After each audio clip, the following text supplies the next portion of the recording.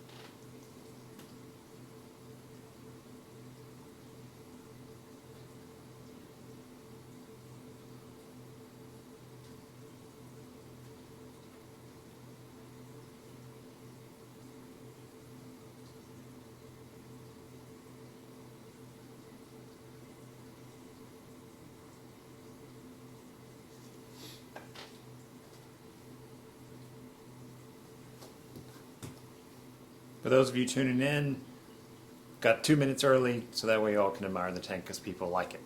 I'll be back in 2 minutes.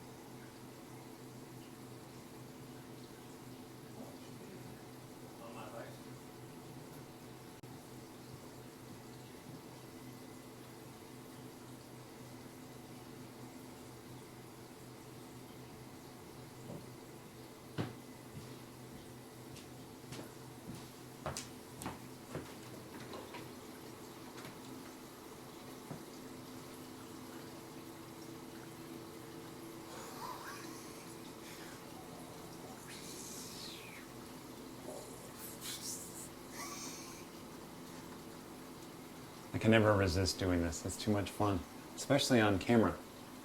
Yes, it's lunchtime. You gotta feed the fish before you can get on camera, right? You gotta take care of your children. Okay, just a couple more minutes. It's too much fun. All right, all right, all right. Yeah, trigger sound. You already ate. You ate like an hour ago, dork. There you go. Have some more.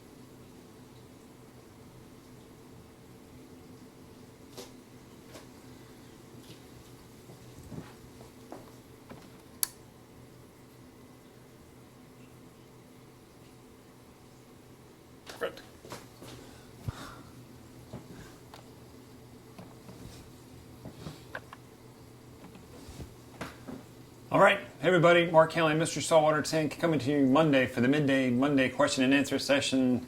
Hope you enjoyed the view of the tank for those of you that got in a little early. For those of you tuning in on YouTube, in case you've been out of the loop and you haven't been watching me on Facebook, I've been doing these Midday Monday question and answer sessions for, 6 months plus now, a year now. So, welcome to the party. Sorry you missed it, but now you all are included.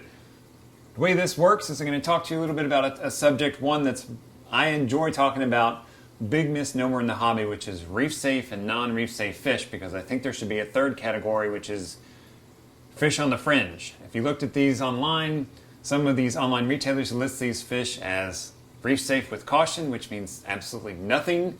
So let's break that down further, because I really think it should be called fish on the fringe. The fringe meaning what? These are fish that might do some damage in your tank. I'm going to qualify that in a minute. And fish that probably won't. Because most of the time when we think about reef safe, we're thinking about corals. This is a reef tank, so we think corals. We forget that there's other things in the tank like fish and inverts, mobile inverts, shrimp, crabs, snails, things like that. We're reefers. When we hear reef tank, we go, ding! Corals, our eyes perk up. Reef safe with caution. What does that really mean? These are fish that likely not going to touch your corals, because if they do touch your corals, then we list them as not reef safe. These are fish that are more likely going to touch mobile invertebrates. That's why I call them fish on the fringe. This has more meaning, and here's why. Because they're not going to pick on your corals. If they were, again, they would be called non-reef safe fish. But these are the guys that might go after your shrimp, your crabs, your snails, other things like that in your tank. However, they're not going to touch your corals, so you don't really care. So fish on the fringe. What looks like a fish on the fringe fish? Triggerfish. People see my crosshatch triggerfish in my tank, and they're always like, "Oh my gosh, you have a trigger in a reef tank." I'm like, yeah, he doesn't touch the coral. He's not interested in coral. He's never done anything with the coral. He might need a shrimp if he sees it, or a crab. Now in my case, my trigger doesn't. I'll talk about that more in a minute.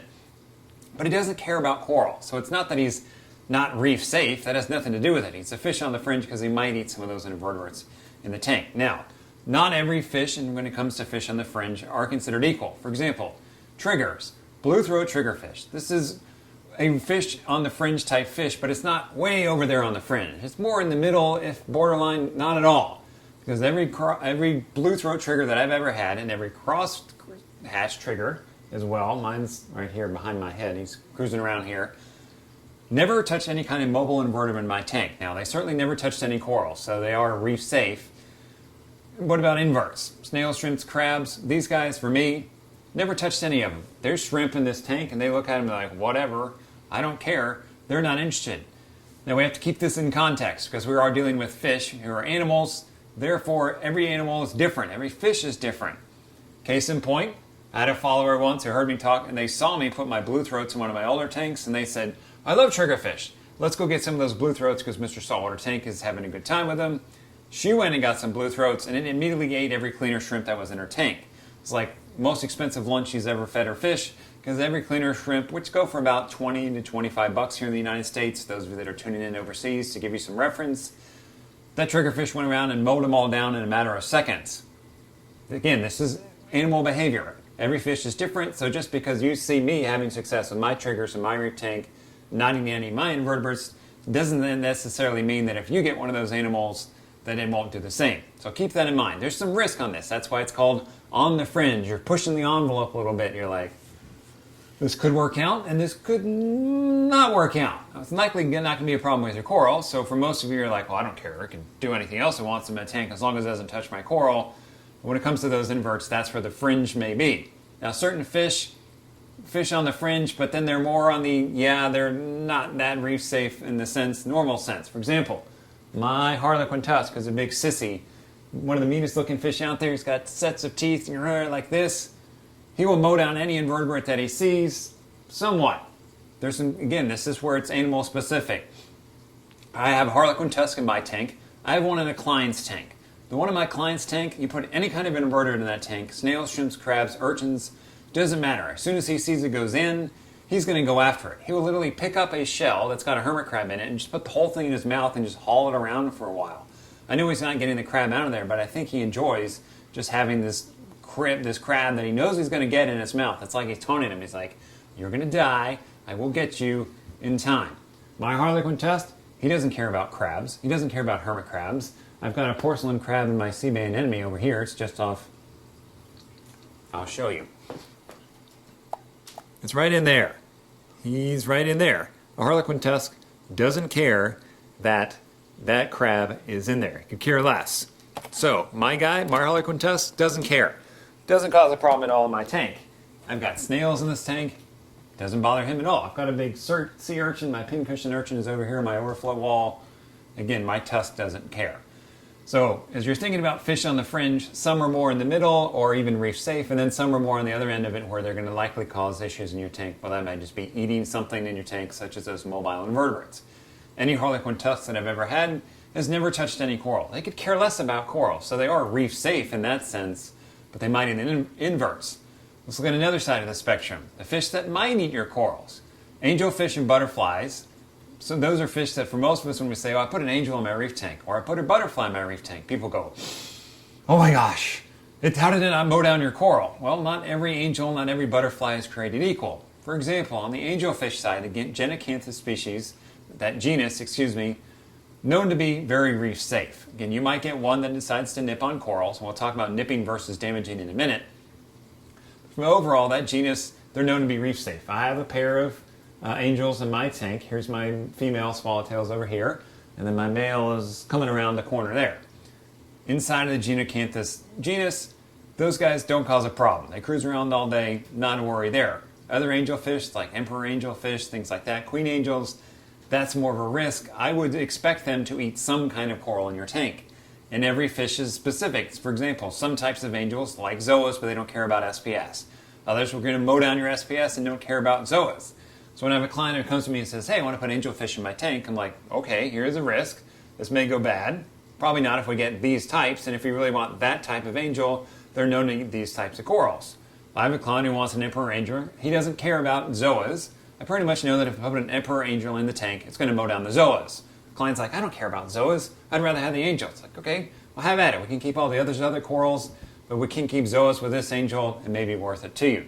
So keep that in mind. You may be, if you're looking at a specific angel fish or butterfly fish, they may go after a specific type of corals. Let's flip over to butterflies for a minute. That's definitely a fish you tell a reefer, you're going to put a butterfly in the reef, and they're like, oh my gosh, how are you ever going to do that? Your whole tank's going to be ruined.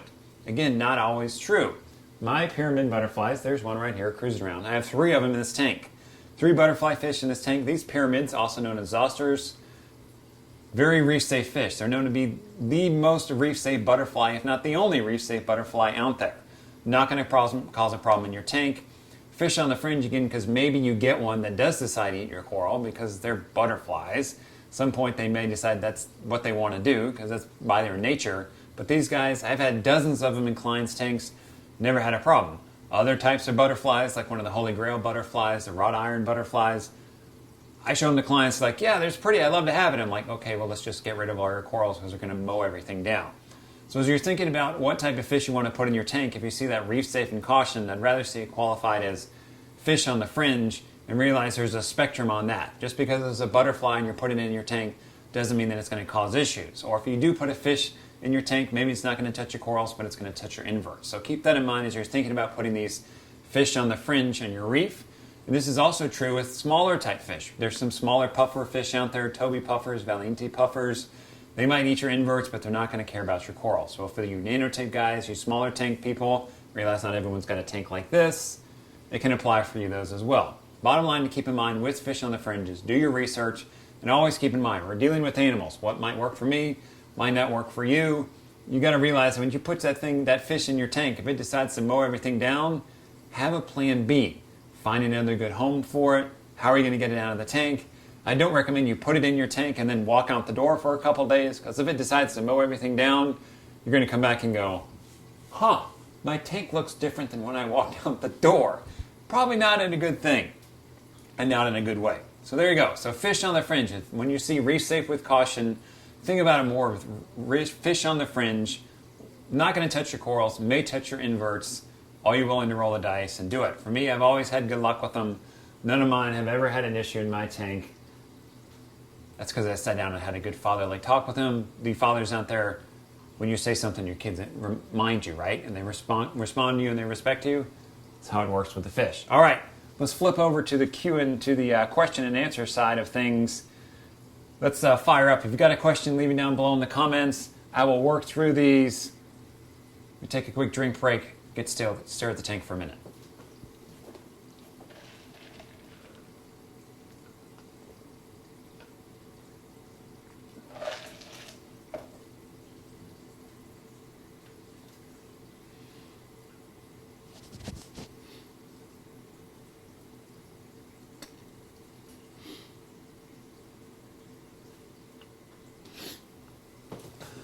All right, Gerald. Gerald says hello from London. Gerald, I'm going to be in London for 12 hours in about 2 months, a little less than 2 months. I'm passing through on my way to Dubai.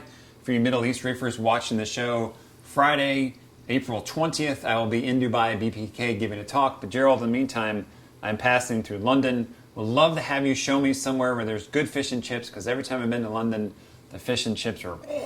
All right, so Gerald says, does hyposalinity cause diatoms? No. What's hyposalinity? That is a lower salinity in your tank, therefore it's called hyposalinity. Some people call it 1.020, some people get it all the way down to 1.010. Gerald, if you have diatoms, it's not being caused by the hyposalinity. It's being caused likely because your tank is getting started. That's a normal part of a tank cycling. Or if you have high silicates in your tank, that can cause diatoms as well. But hypo doesn't have anything to do with it. All right, Gino wants to know, which fish is the white with a black strip? He's right over, where'd he go? It's over there. Gino, that is a bandit angelfish right there. Fish on the fringe type fish. We were just talking about this. This guy nips at coral, but he doesn't destroy coral. Said I'd come back to that. I'm coming back to it. What's the difference between nipping and destroying? This guy, my bandit angel, hey buddy, he cruises around a couple times a day. He looks at a coral, usually it's SPS, and he goes, let's give that a shot. Boop. And he pecks at it. I watch him do it. I don't freak out. I'm like, okay, and I go look at the polyp. He doesn't do any damage to the coral. He doesn't rip out a polyp. He's merely being curious. And he goes, whatever, and then he swims away. He's nipping at something. I don't mind that. I've got lots of things for him to cruise around and nip at, and again, he does it like maybe 3 times a day. Okay, that's different than destroying a coral, which is actively mowing the thing down. If he was out here mowing this coral down, then I would have an issue with him. I have a friend of mine who actually had a bandit in his big reef tank. It mowed down a bunch of coral, so we had to get rid of it. So again, this is where fish on the fringe falls. You may have good luck with it, you may not have good luck with it. In his case, he was able to get it out, remove it, he rehomed it. My case, my bandit doesn't cause a problem. I love this guy. I wanted this fish for years. Finally, I got a small specimen. So I'll give him a bit of a leeway as over different fish in my tank. He always catches my eye. Someone always wants to know on my live streams, what's that fish? Banded angelfish comes from Hawaii. Those of you in the United States want to know where I got it. I got it from TSM Corals. So there you go. All right, Anthony wants to know, what's your thoughts on Chaeto reactors, especially for all-in-one nanotanks? All right, Anthony, Chaeto reactor. This is a nice way to have a refugium in a small footprint, because most of the time when we have refugiums, you need a sizable refugium to make a dent in anything. And in your case, since you have a all-in-one tank, you likely don't have a lot of room, and adding an external refugium likely wouldn't be easy. You'd have to do some plumbing in your tank, have water fall, have the refugium above the tank so water can fall back in. So in your case, a Chaeto reactor can make a lot of sense.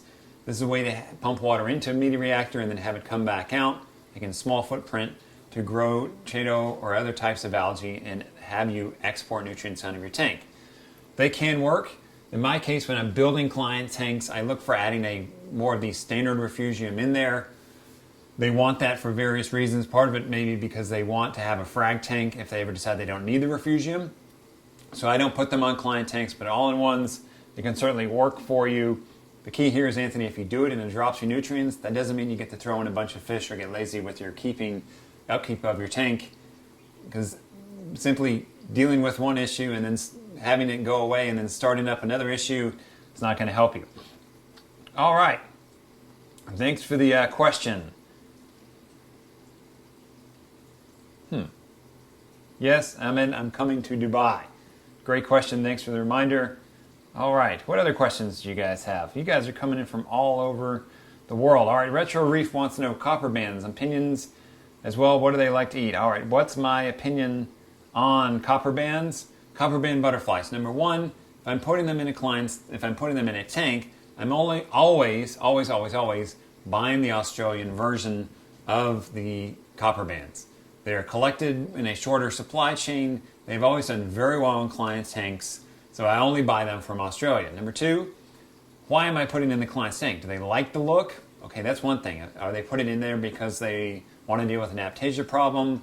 Again, we're back to the animal thing. It may work, it may not. Every copper band butterfly has different tastes. They may eat your aptasia, they may not. I don't rely on them to go after aptasia. I have much better luck using peppermint shrimp in a tank to deal with aptasia, so I don't use copper bands in that sense for dealing with aptasia problems. So I'm going to ask the client, why do they want it? Again, if they like the fish because it's pretty okay. If they have an aptasia problem, I'm going to go more proven routes that don't require me sourcing an animal, quarantining an animal, because I don't quarantine my inverts. So I'm buying them from Australia. I don't use copper bands for a purpose. I always make sure that they're eating frozen and eating well and they're conditioned before I put them in the tank. Great question about that. All right. Let's see. You guys have some good questions here. Yes, I know, Jader, the Vortec is missing a guard. I need to do some tank maintenance, especially before I head out of town again. All right. Hani wants to know, are the days of Pacific live rock over? Hani, there's still people that use live rock in their tank. Have been using dry rock now for, 9 years and never had an issue with it. Don't have an issue with pests in the tank because I didn't use live rock. I use man-made live rock, so I'm not taking stuff out of the ocean. So are the people that still use it, Hani? Sure. Can it work? Sure, it can work. There's lots of ways to skin the cat when it comes to reefing. I personally like to use dry rock. I don't recommend live rock because I've had great success with dry rock. I'm not impacting the environment. It's more price. You get more for your money because the rock isn't wet, and I'm reducing the unknowns about coming into my tank because there's no hitchhikers on dry rock because it's dry. Great question. All right, Doug wants to know, what about flame angels? Doug, definitely a fish on the fringe fish. I've had clients who have had success with them and there clients that haven't. Those guys tend to get nippy. When they get nippy, they tend to nip on LPS. Again, this is where you're going to be, where your range is on the nipping versus destroying. They cruise around your LPS and they nip at it. Your LPS is going to suck in, but if the fish swims on and it doesn't cause any damage, okay, he gets his daily fix of nipping at your LPS and he's done. The things about flame angels are, if they decide they're going to go after something and you want to get them out of your tank, very small angel, very quick angel, hard to catch them, so good luck getting it out of your tank. You may have to drain the ocean. That's the easiest way to catch a fish if you can do it. Easier said than done. If you got a smaller tank, Doug, draining a 50 or 60 gallon tank's one thing. Draining enough water out of this tank to catch a fish, that's going to be a lot of water. I've got a lot of coral that's going to be exposed, and the fish has lots of places to hide. Likely not going to happen. So weigh that, Doug, if you're thinking about putting that flame angel, because once he's in, very likely you're not going to get it out. Adam says hello from Vero Beach. Adam, I hope you're enjoying the sun, and send me a picture if you're anywhere cool where the sun and the beach. If you live right there on the ocean, go enjoy the ocean, man. What are you doing on the live stream? All right, No Limits Canine LLC. Taking your law enforcement with the dogs. Cool to hear about that. What's your experience with Roaphos? All right, what is Roaphos? Roaphos is a phosphate absorbing agent. It's a media. Roaphos is a finer media, so usually it's in a bag. You just put the bag passively in your sump. You don't fluidize it like you would with GFO inside of a media reactor. What's my experience with it? It works well. And I found that, especially for those of us in the United States, the cost of it tends to be more than it's worth in terms of what I get out of the Roaphos. So for us, GFO, other types of phosphate medias are more cost effective. Also, on a bigger tank like this, I would need lots of jars of Roaphos to maintain my phosphate level. So for us, it's easier for me to buy GFO in bulk and put it on this tank. Great question. It can certainly work for you. Those of you with smaller tanks, all-in-one tanks, Roaphos is an easy way to put phosphate absorbing media in your tank because it comes in a bag. Simply take the bag, put it in the back chamber of your all-in-one, and it can help you with your phosphate control. Good question. Sean 9, hello from Rhode Island. I'm flying through there, Sean. I'll wave as I'm going over. All right. Great question. Oh, Chris says hello from Baton Rouge. Why are you not at Mardi Gras, Chris? Isn't that coming up? I've seen some videos of that. Hope you're having a good time. All right, let's see here. We don't have time. Let's take a couple more questions here. All right, Sean says, I'm looking to downsize my tank. Downsize? What reefer says they want to downsize? That's like a cardinal sin, but hey, everyone's got their reasons. Looking to downsize my ELO 70, currently on 2 XR30 Radeon G4s, but wondering if that's overkill for an ELO 70. Maybe, Sean. Look, you can get away with 1 Radeon over your 70. You're going to have darker areas up in the corners of the tank. You're also going to get more of a cone type lighting. So look, if you own both Radeons, I would spread them out and then turn down the intensity. You don't need tons of intensity, especially on a small ELO size like that. So if you got them, keep them. Putting one on there, you're likely going to have more shadows than you want. Again, you own them, might as well run them. Just make sure you turn down the intensity because you're going to have a lot of light in a small tank. You don't want to burn things up. I would run them somewhere around 30 to 40%, see how your corals respond. Then if you want to work up, go up 5% every week. And again, keeping an eye on your corals are doing. One big mistake I see reefers make with LEDs is they look at them and they go, it doesn't seem to be putting out much light, and then they crank them up. Here's the thing, our eyes are poor indicators, poor gauges of how bright something is, especially in the spectrum that corals want to grow. So don't use your eyes as a gauge. If you have a pore meter, use it. If you don't have that, start low and then work your way up.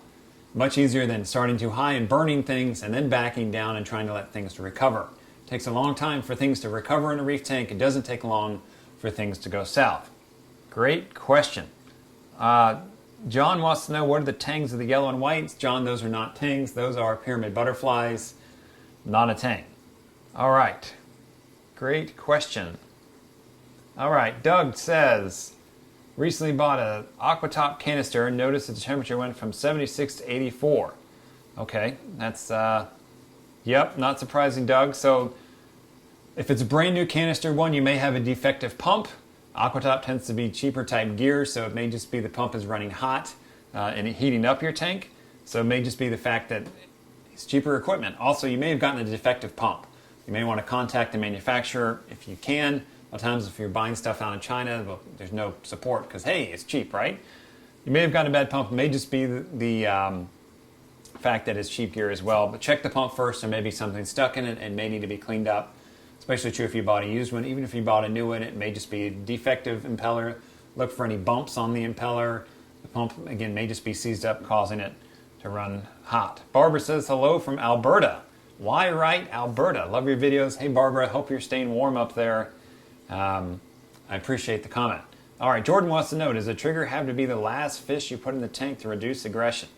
Jordan, nope, I don't have an issue with putting the trigger in earlier. My triggers are not going to cause any other issues with fish in the tank.